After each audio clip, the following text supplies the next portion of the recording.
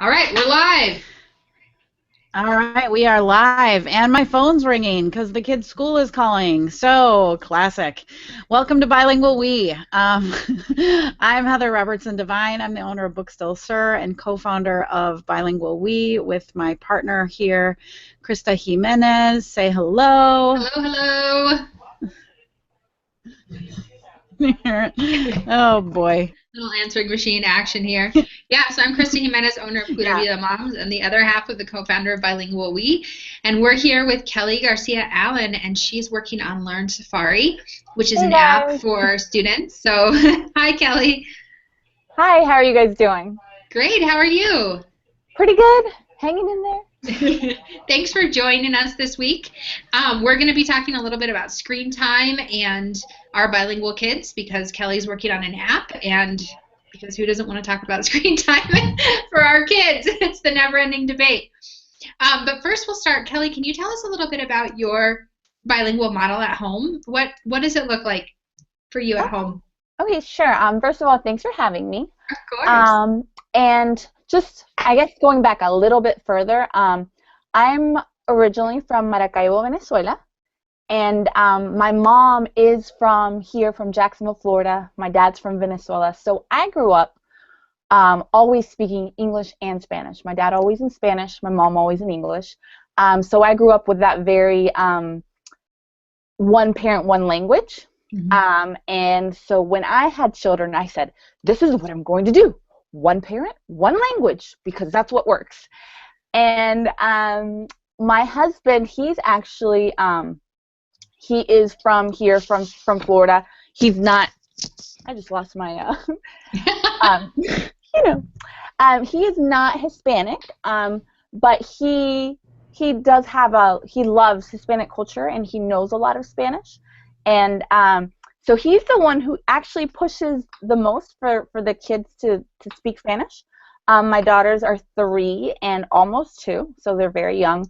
And I try to always speak to them in Spanish.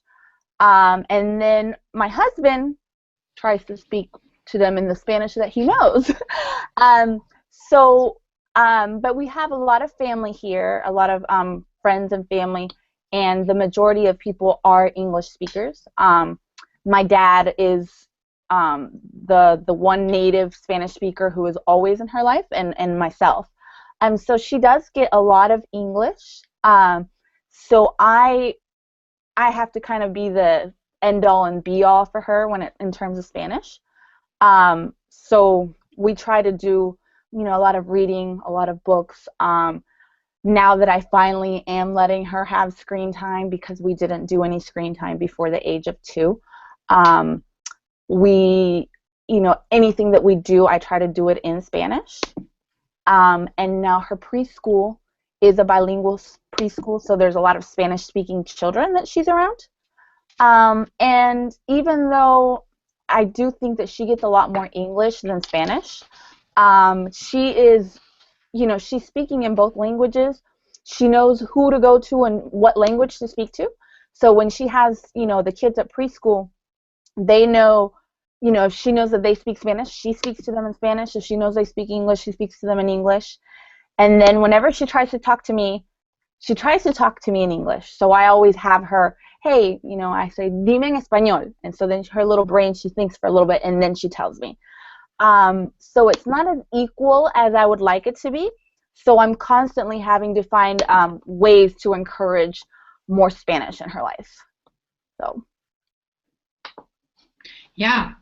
Well, we'll back up for a minute. So how long did you live in Venezuela? Until I was 12. Actually, I was almost 12, and then we moved to Jacksonville. So I was, I made it through 6th grade.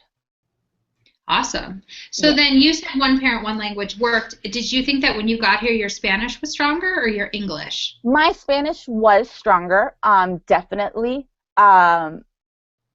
Even, I could read, but obviously my spelling and things in English were weaker, and I had kind of an accent, and I couldn't say things like the, with that ting. And I just felt more comfortable in Spanish, but I was able to quickly, quickly adapt and pick up the English, and even in school, by the time I was I finished with 7th grade, I was completely caught up. That's amazing. I asked because one parent, one language seems to work, all of the models do, but to varying degrees depending on the child and the age of the child. And so for some kids, it doesn't hardly work at all. Yeah. For other kids, it works perfectly. So it's super exciting to hear of a one parent, one language model that worked really, really well for you. Yeah, I think it's really about the amount of exposure. If you have one parent, one language, and maybe it's your dad who's speaking one of the languages, but he's always working and doesn't get to spend a lot of time with you. You don't get a lot of that exposure, and that's where it fails, I think. Yeah, I think so that's Keli, absolutely true. Did you go to? Was your schooling in English or was your schooling in Spanish? When I was in Venezuela, my schooling was in Spanish, and then when we got here, my schooling was in English. And then once I got to college, because I minored in Latin American history, and then I did a Latin American studies master's. That's when I really started using my Spanish again, and reading in Spanish and writing in Spanish, and I traveled to Latin America more. So I think I went back and forth between schooling. So. Yeah, that's interesting. And now being a parent with kids in schools, especially at the younger age, it would be a fascinating other conversation to have about what you think about the schooling in the States, especially while you're a teacher as well in the States. So that's another. Yeah. But that's one another for later. Yep. For sure. A can of worms. Yes, it is for sure. So you said that you didn't really do screen time before the age of 2 with your daughters. Why did you make that choice? As an early childhood educator, because now my focus is teaching preschool at a bilingual center, I study a lot and read a lot and do a lot of go to a lot of conferences and a lot of courses where we talk about development and brain development in young children. And it really, studies have really shown how before the age of 2, screen time can really delay language and interactions. Infants, they learn from face-to-face conversations. They learn from watching your face, from your interaction, your reactions to them. It needs to be very back and forth. So children who are kind of left to watch screens, I think it does a big disservice to them when they're that young. It's not only is it taking away from time that they could be interacting with other humans, but it also really does do something in their little brains to just kind of it doesn't help them make the connections, the neuron connections that they need to make in order to learn and develop.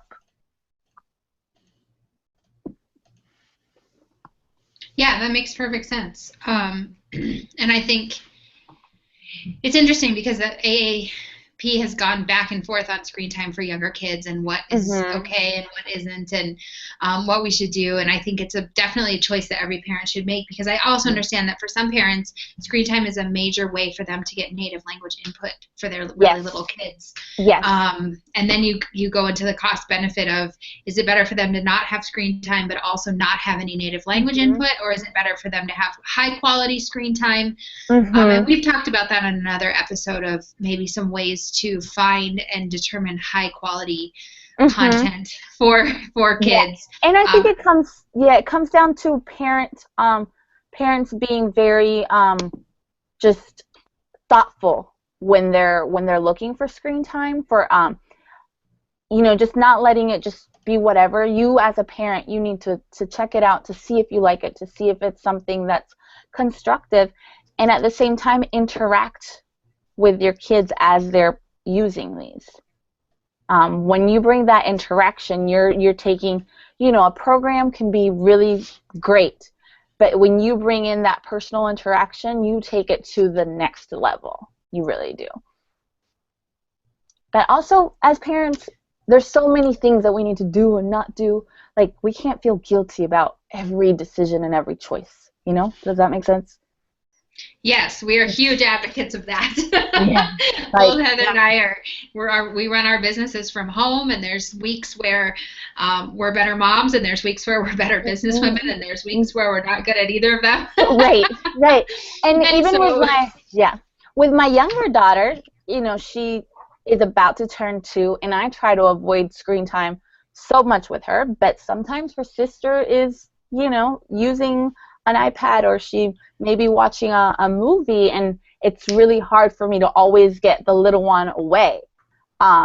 So even in my own situation, it's not always perfect, and sometimes mommy just needs to go take a shower. Yes, exactly. So we're going to kind of bring in a little bit our nerdicle for the week, just to kind of bridge from your experience as a mom and as a bilingual person into kind of what the research says. We've got an article from the Child Care Exchange just about using technology appropriately in the preschool classroom. And I think this really aligns with, Kelly, with your expertise, and also with the idea that sometimes we're not the only caregivers of our children, because we need to send them to different centers and places. And so what are some ways also, as we always, our mantra is, how do you advocate for your kids on top of also doing what's best for them at home? So Heather, do you want to summarize a couple of key points? Yeah, well, I'm gonna bridge what Kelly was talking about with our nerdicle this week. Kelly mentioned again and again about the social interaction being so important with technology. And, you know, as you're talking, Kelly, I'm thinking, well, yesterday we drove to my uncle's funeral and we're in the car for 6 hours, so there was some technology happening. And there was no social interaction. It was like, we're in a car and this is it. So there's always going to be times that you can't do anything about it. And, and you can't feel guilty over it. So yeah, shed your guilt, like we're imperfect. But as you were saying, the social interaction is really, really makes and the reason the social interaction is so important is exactly what you're talking about, because in terms of the brain connectivity, because the social interactions is what deepens the connectivity, the understanding of what they're actually doing with the technology. And that's with anything we learn, right? So if we can't verbalize what we've just done, then we don't quite understand it. If we can't talk about what we've just read, we don't quite understand it. Retell is the first key to comprehension, and retell is no different from reading a book to playing a video game, and you want to be able to retell. You also with that social interaction, that's using the vocabulary. We know that vocabulary doesn't stick unless you actually use it, and it becomes integrated into your daily life. So that social interaction piece is really, the article talks about that, and the last it starts on page 9, and it says teaching strategies. So it goes into like just some really basic tips, really great tips about the technology that you should choose, the software being appropriate, selecting program applications that are appropriate. I was just talking the other night with some families about this. It's really tricky figuring out what's appropriate and not, because sometimes we don't really know how to play them. So what I would recommend is just spend some time watching your child interact with it, and then you make the decision, all right, that seems good or that doesn't, because sometimes, honestly, I don't even know how to play the games. Right, and ask them about it, you know, like as they're playing, oh, you know, what did you do, or you ask. It's almost like they're teaching you about it, and that simple conversation just connects it, and it makes something that is good even better, because there is so much to learn from technology, and technology is here to stay. It's not going anywhere. It's just becoming more and more part of our lives, and I think in the future we're going to see a lot more in our work, in our jobs, in the fields, and we want children that are prepared to use it well, to use it responsibly, and to use it for their own benefit, to know how to apply it to their own lives, and how to kind of step away from it as well. Yep, and so that if we have that social interaction time, then it allows us to engage with them in their critical thinking, which is something that we know that one-way inputs don't facilitate. So critical thinking, that conversation can facilitate the two-way. They actually suggest in the article to locate technology that facilitates social exchanges. So they actually say that you should be playing games that encourage social exchanges. The article does not mention, but other research and work I've done with around technology talks about is play. And so if students actually play, reenact through play the technology that they've been using, that is a sign that it is sticking, and it's actually a really good piece of technology for them. And that can look like, them pretending that they're the character in the software that they're using. For example, my son loves to call Elmo, and my son is, gosh, he's almost 19. He's 19 months now, right? Oof. Anyway. Yikes! They grow up so fast. Yeah, but he loves to call Elmo, and Elmo plays peekaboo with him. And the other day I saw my son actually, for the first time, playing peekaboo with Elmo, and that interaction's really great. But it's reinforcing what we do with him, and vice versa. We will reinforce it with him. So that playing within the game and outside of, really huge, and a really good sign that it's a good. Yep. And even with the hardware, you see. I see a lot of kids that, they'll play and they pretend they're on the computer, or you give them like a broken old laptop and they play with it. They don't even need sometimes the screen itself, but they'll pretend that they are playing the game, or they'll grab a block and pretend that it's a phone. And I think that demonstrates the how pervasive technology is in our lives. And years ago they were pretending that they were on dial phones and different things. So I think it's here to stay for sure. And as long as we can find ways to just bring it into their world and into their interaction, they can gain a lot from it. Well, and I also think that there's a lot of pre-reading skills that happen with technology. For example, sometimes we just turn on VMA Kids. It's on public TV here in the morning. Sometimes we're all just kind of super tired, especially Monday mornings when we've had a really busy weekend. And so it's really important that I don't just put them in front of the TV and walk away, but at least that I'm aware of what's going on, and then reinforcing that vocabulary throughout the day, or even asking some of those same type of reading comprehension questions that we would ask as we're reading our children books, just asking those type of questions as we're watching the TV.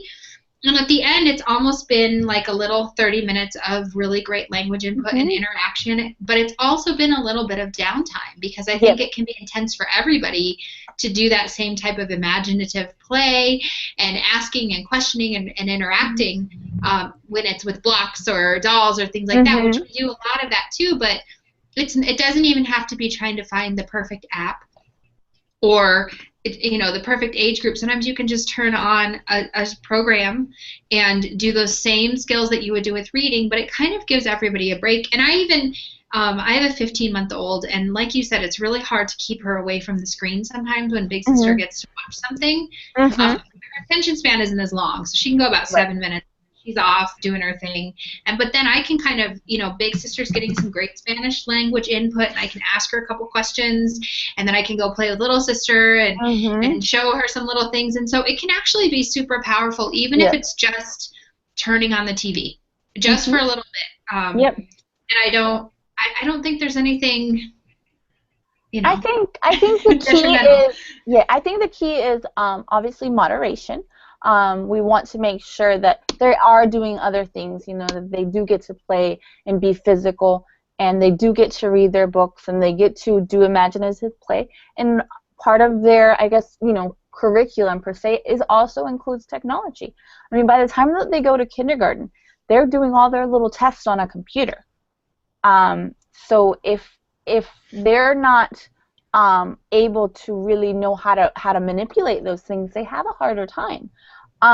So I think it should be a part of what our kids do, and I don't think we should feel guilty about it. And there's some days where I find my kids are just my daughter. She's just if she's not feeling well, if she's feeling sick, or if she's really tired, she gets a lot of screen time that day.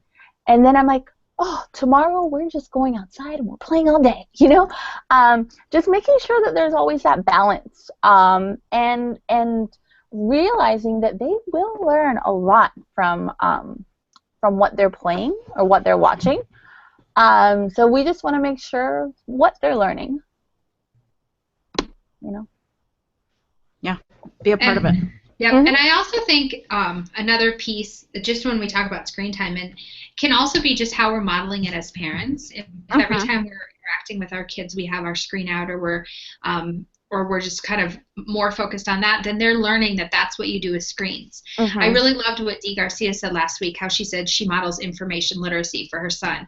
And so that might mean that when we're talking about something or playing, we play board games a lot, and I'm trying to translate the instructions to Spanish, and sometimes I just don't have the word, and I pull out word reference on my phone. I'm like, hey, we're going to look it up. Mommy's going to show you how to type it.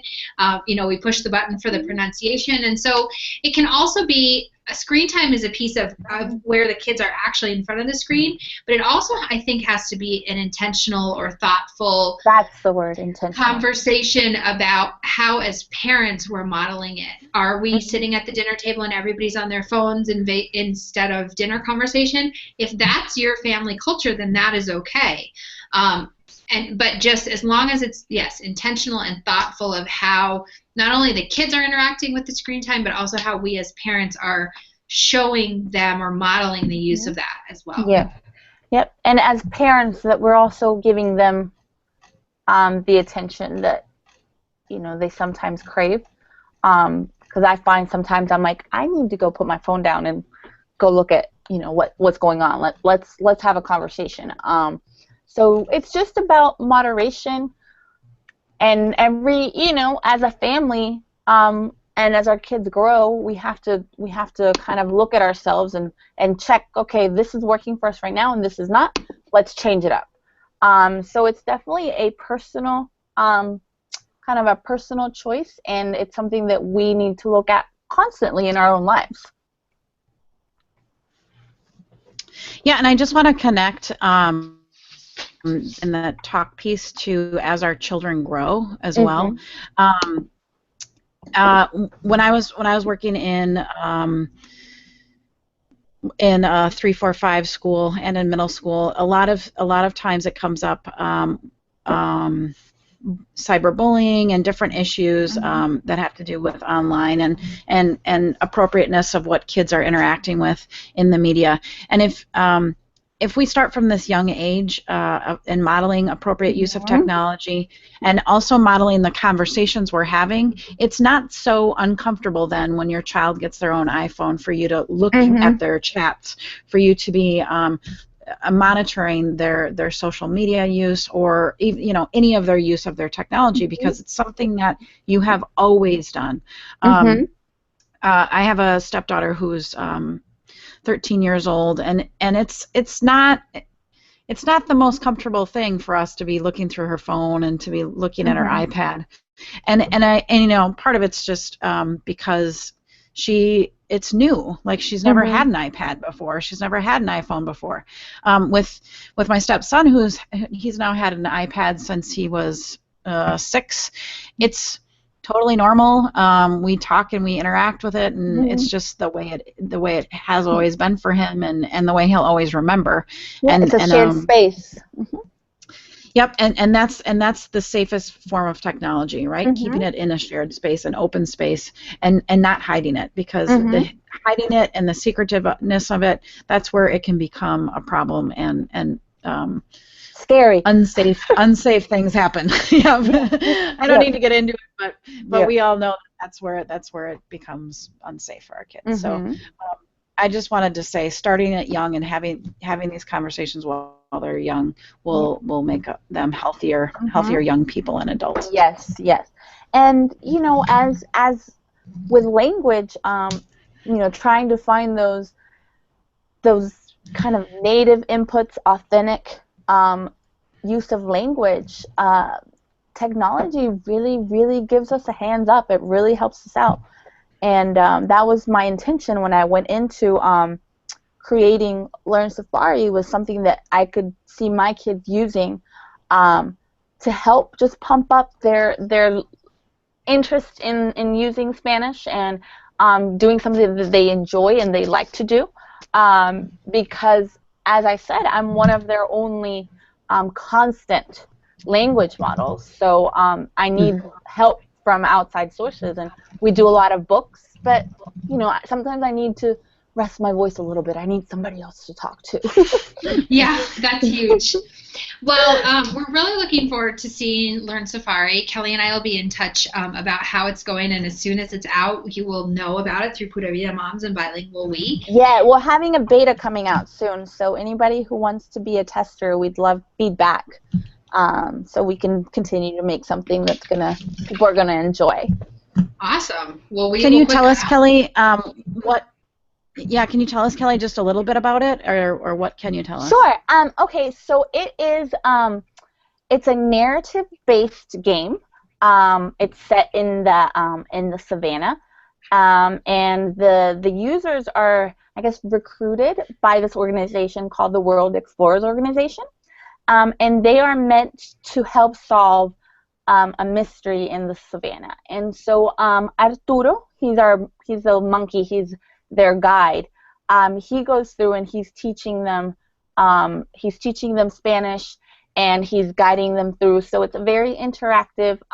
They get to make a lot of choices, a lot of decisions, and it's a gradual increase in the use of language, because we know a lot of the people that are going to be using it may be starting from zero. So they'll quickly delve into it completely. It starts off with English, and then it tapers off, and it's going to be completely in Spanish. And we'll continue to make just more advanced games as well. So this first one is for very, very new beginners, but it'll be fun for anybody. So even if somebody really knows Spanish, they'll get to participate in the narrative and in the mystery, and then they just get to practice Spanish more and more. So. Well, that is awesome. We are super excited. We're so glad that you could come with us, Kelly, and also Kelly took the time to, of course, Kelly took the time to write a guest post about some of the myths that people have about bilingual kids, and just it's really motivational for reasons that we should really stick to our bilingualism, and that's on Pura Vida Moms. It went live this afternoon. I know some of you saw it, but if you haven't seen it yet, definitely go check that out. There's links to Learn Safari there. And then this week we'll be setting our goal on the BilingualWe Facebook community. If you haven't headed over there yet, you can. And we'll be talking about just what strategies do you use to make screen time more authentic and more interactive for your kids. And so you can chime in over there. And then if you have questions about screen time and early childhood learning, I think Kelly will answer some of those questions by the end of the week. Yes, I'll be around. Yes, on Facebook. So thank you again so much for joining us. At one point we had 9 viewers today live, so that was awesome. Thank you, and we will see you next week at 8 o'clock Eastern here on Google Hangouts for BilingualWe. Thank you so much, you guys. Thank you. It was great, and I love what you guys are doing, so thank you. Thanks, Kelly. It was great to talk with you. Great. Bye. Bye.